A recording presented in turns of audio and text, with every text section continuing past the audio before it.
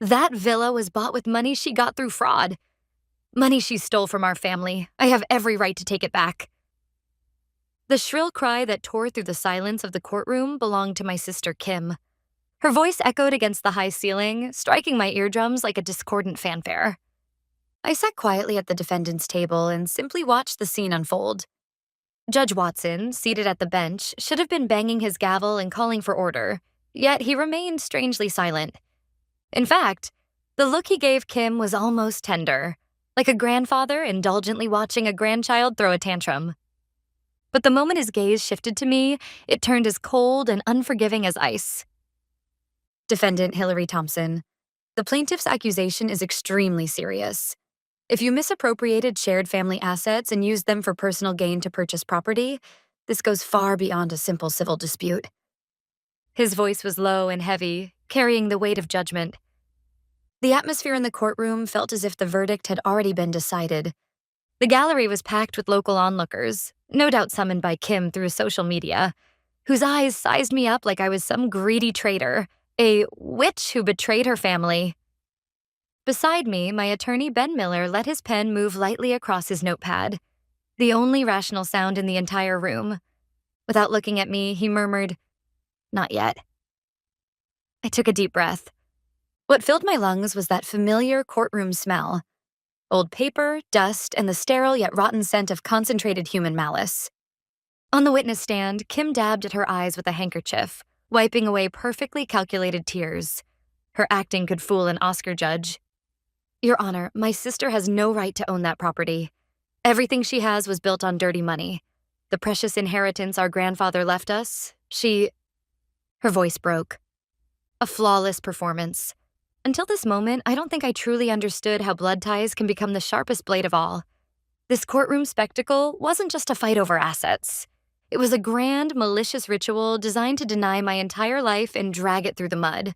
My life had never been the dark conspiracy Kim described.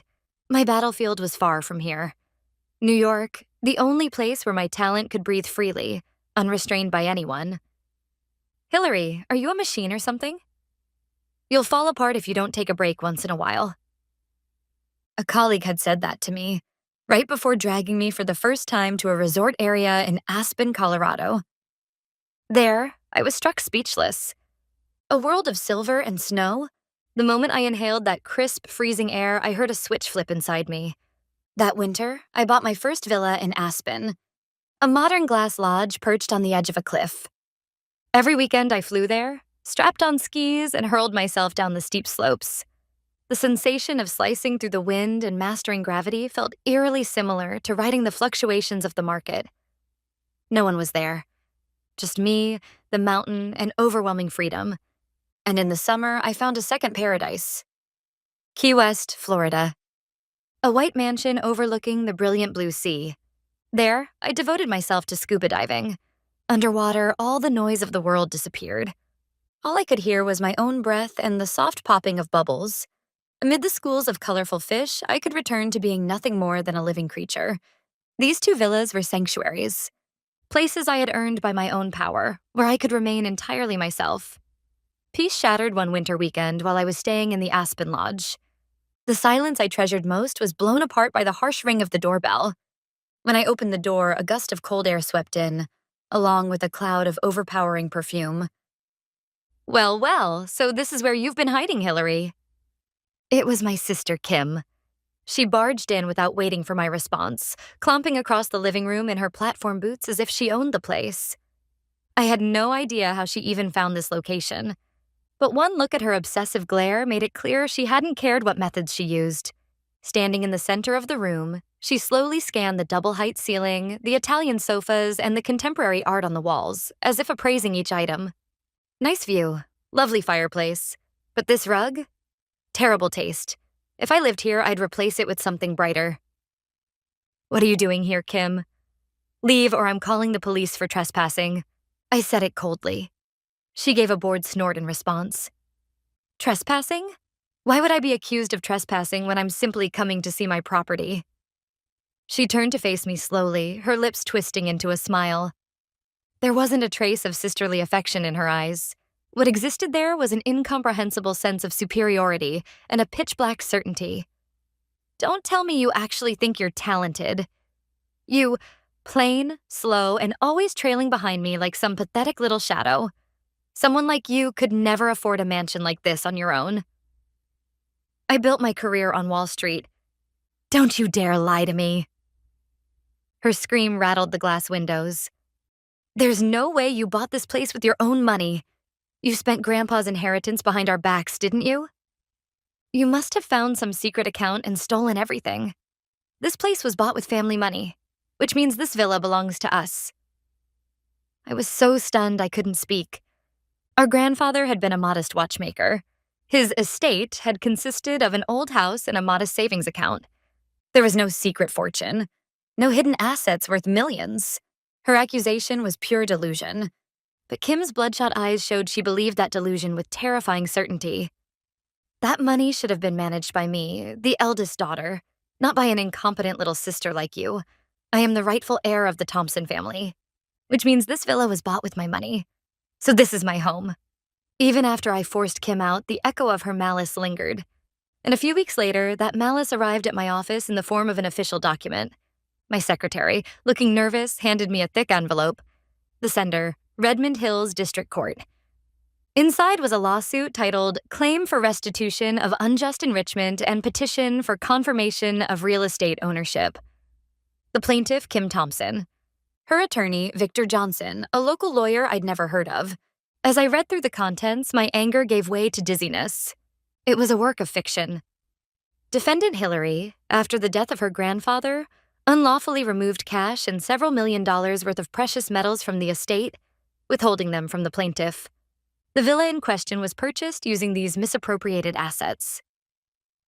There wasn't a shred of evidence, just Kim's twisted conviction that my sister couldn't possibly succeed on her own, followed by the absurd leap of logic that, therefore, there must have been money.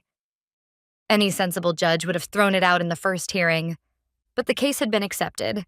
A trial date had been set. I picked up the phone and called Kim.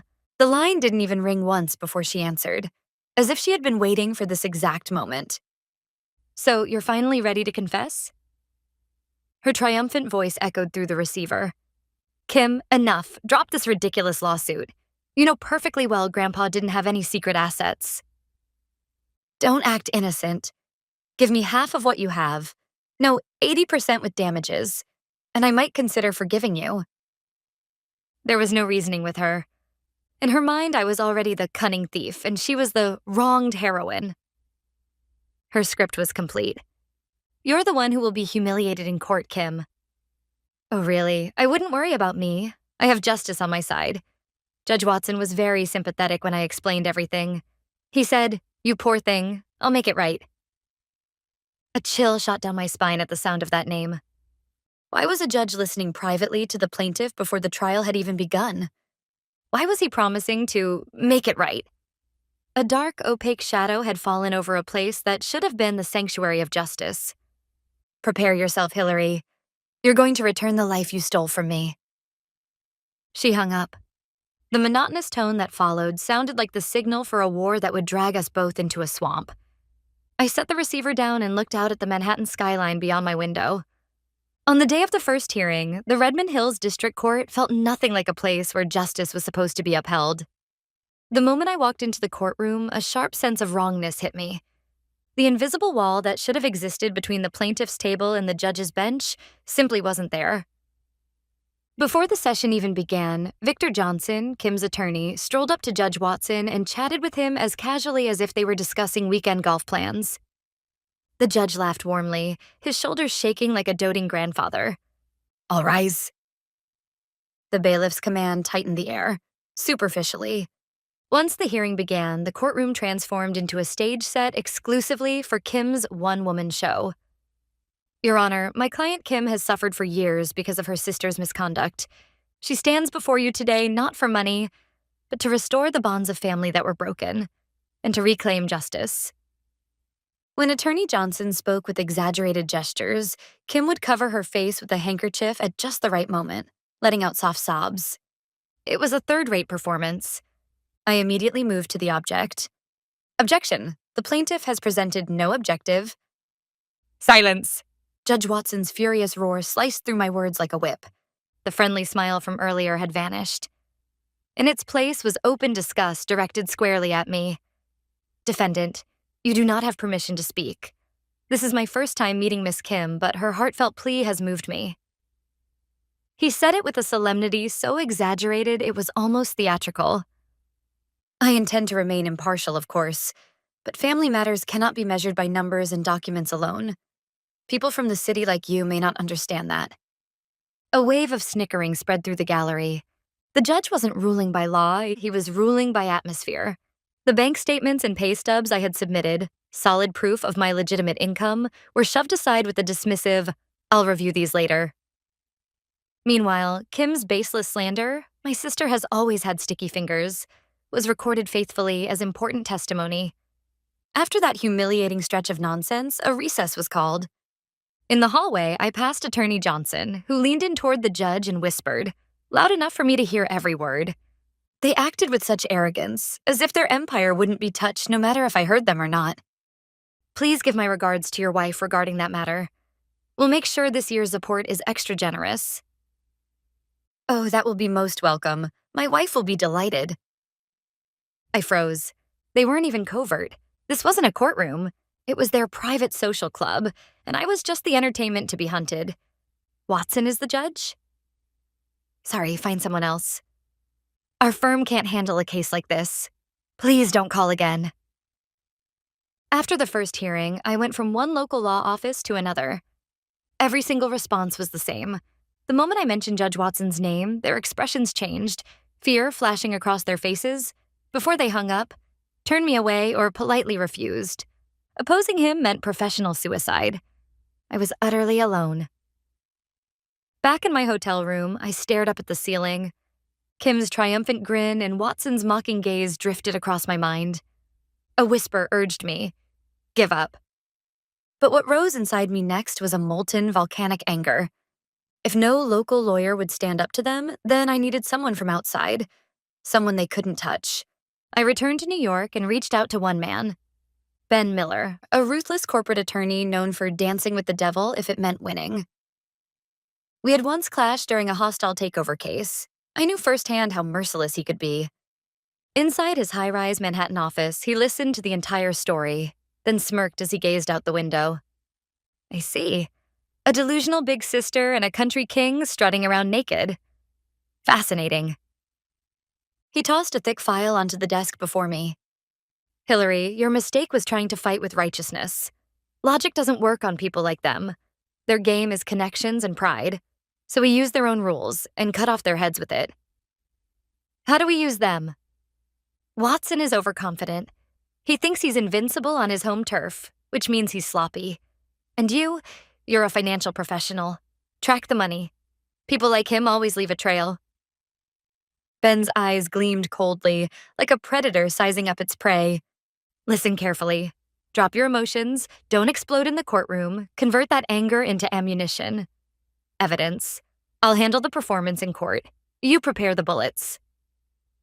At that moment, my resolve hardened. I was done being the victim. We shook hands. His hand was cold, but no handshake had ever felt so reliable. Instead of returning to New York, I barricaded myself in the Aspen Villa. The Italian-made table vanished beneath piles of documents. The walls were covered in color-coded sticky notes, tracing every event in chronological detail. Ben had said, "Forget emotion. Look at the numbers." I closed my eyes and took a deep breath. Behind my eyelids, I reshaped the flames of anger into icy focus. I was a Wall Street portfolio manager. Someone who had moved hundreds of millions, unmasked corporate fraud, and spotted the faintest traces of hidden schemes. The tapping of my enter key echoed through the quiet room. My fingers glided across the keyboard like a pianist, smooth, precise, relentless. My first target, Judge Watson's financial records. A public official's salary is publicly disclosed and the upper limit is obvious. But the information I gathered from social media and gossip articles contradicted it entirely. Sightings at luxury members-only clubs, the endless stream of brand-new designer bags his wife flaunted on Instagram, and their frequent overseas trips. The numbers didn't add up. Somewhere, an invisible faucet had to be pouring money in. Next, I dug into Kim's financial situation. Ironically, what helped me most was the harassment from our opposing counsel, Victor Johnson. During discovery, he had tried to exhaust us by dumping years' worth of receipts and irrelevant transaction records on us. Raw, unfiltered data. A classic data dump tactic.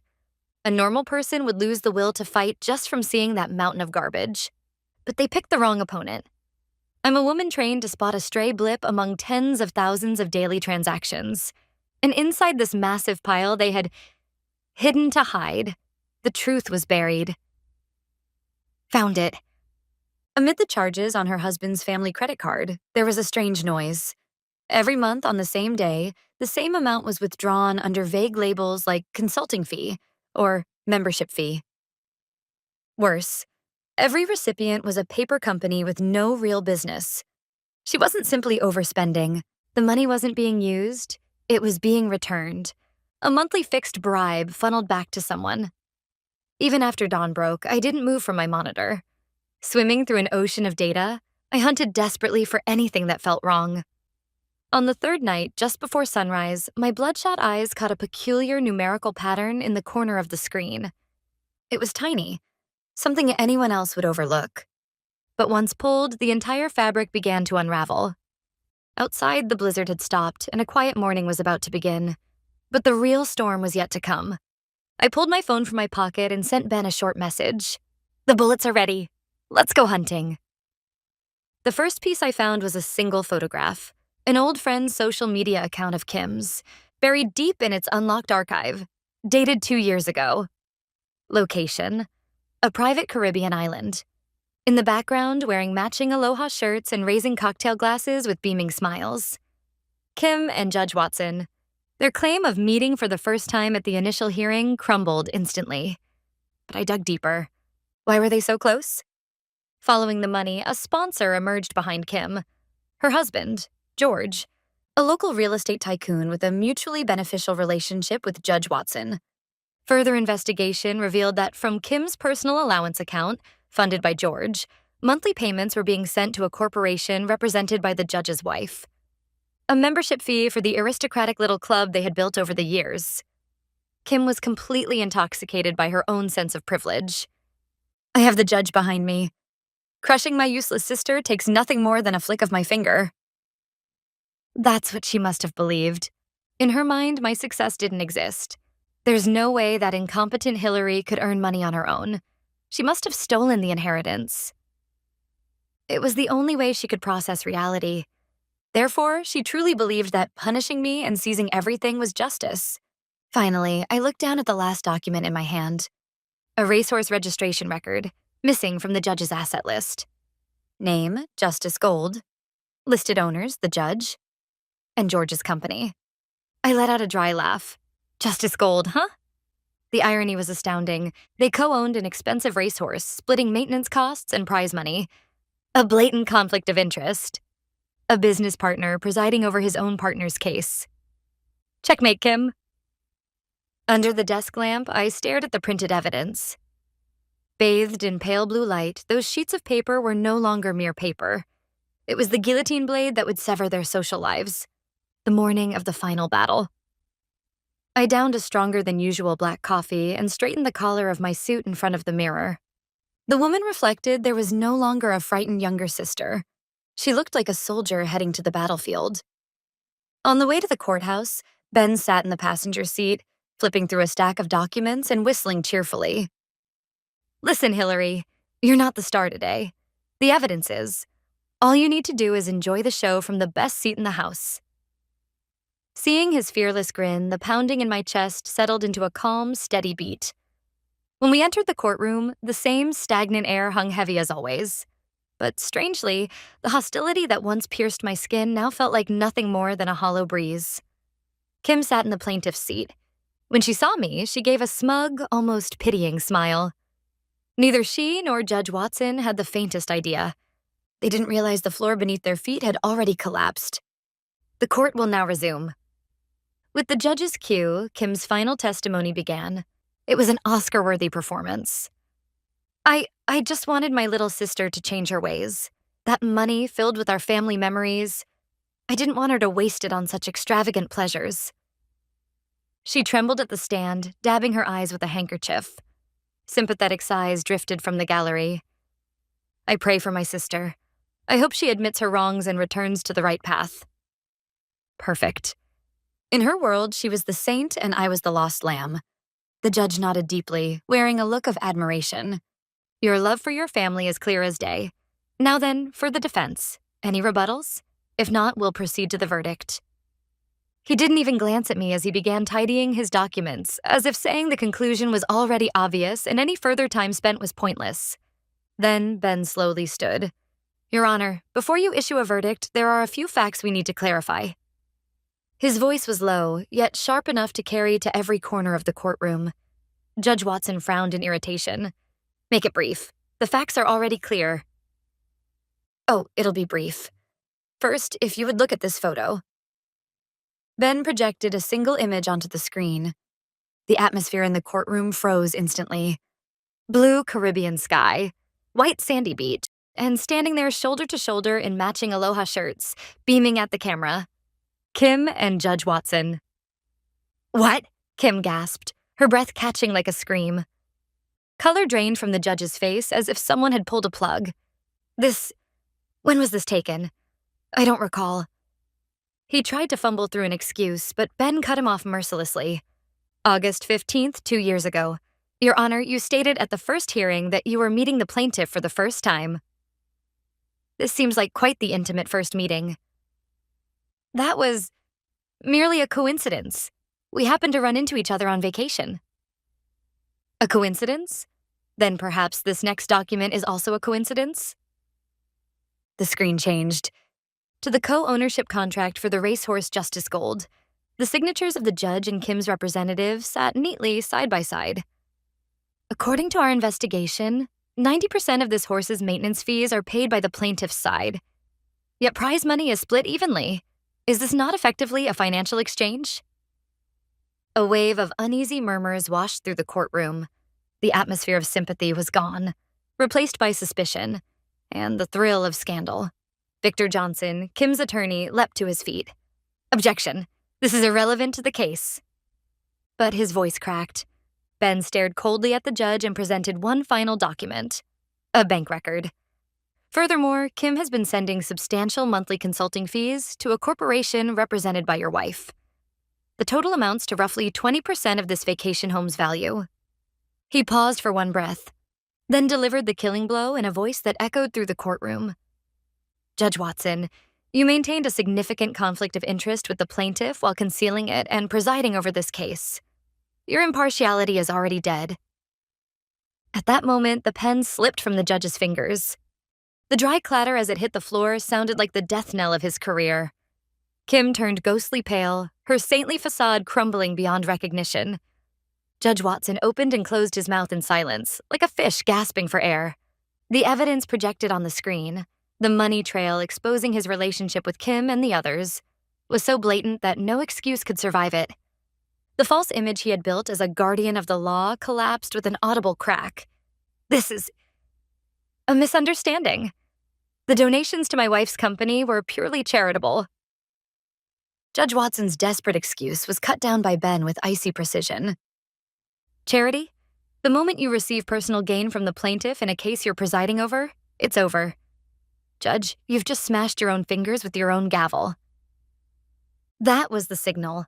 The gallery erupted into chaos. Reporters pulled out their phones all at once, eager to hammer out this colossal scandal. What is happening? The only one who couldn't grasp the situation was Kim. She sprang to her feet, shrieking, Judge, say something. My sister is a thief. You're on our side. This isn't what you promised. That statement was the final nail in the coffin. It was practically a confession of collusion. The courtroom roared with shock, mixed with ridicule and contempt. Attorney Johnson buried his face in his hands, and Judge Watson covered his with both palms. Kim kept screaming, but no one was listening anymore. Just before adjournment was called, she and I locked eyes. There was no superiority left in her gaze, only bottomless fear. She had finally realized it. The Pandora's box she opened was now devouring her. the pride she preserved only by looking down on me, her younger sister, shattered into dust. Judge Watson's resignation and the launch of a full investigation effectively ended the case. My victory was certain, and nothing threatened my ownership of the vacation home anymore. A few months later, the news was flooded with reports. The former Judge Watson arrested on bribery charges, and George, Kim's husband and her co-conspirator, arrested soon after. His real estate empire crumbled under the weight of exposed corruption, and for Kim, a harsher reality awaited. For his own survival, George claimed my wife acted entirely on her own and sent her divorce papers from prison. With their assets frozen, she wouldn't see even a penny in the settlement. What remained for her was not her privileged status. Instead, she faced the hefty legal fees awarded to me after her defeat, the mountain of credit card debt she had amassed through her own reckless spending. Above all, the enormous punitive fines imposed by the court for filing a malicious, fraudulent lawsuit. I returned to my lodge in Aspen for the first time in a while. Sitting before the fireplace, I read through the latest report from Ben. Kim was now without support, drowning in debts she could never repay. Her last remaining asset, the childhood home we inherited from our grandfather, where she had been living, was about to be seized by creditors and put up for auction. I picked up my phone and called Ben. Start the process. Before it's auctioned, I am going to buy that house. Are you serious? Hillary, she tried to destroy you. Even if you buy it, she won't be able to afford rent. That's fine. I don't want her family on the streets. I'll let her live there. You're either too kind or too cruel. Tell her this. The new owner of that house is Hillary Thompson, and if she doesn't want to be thrown out, she'd better live modestly.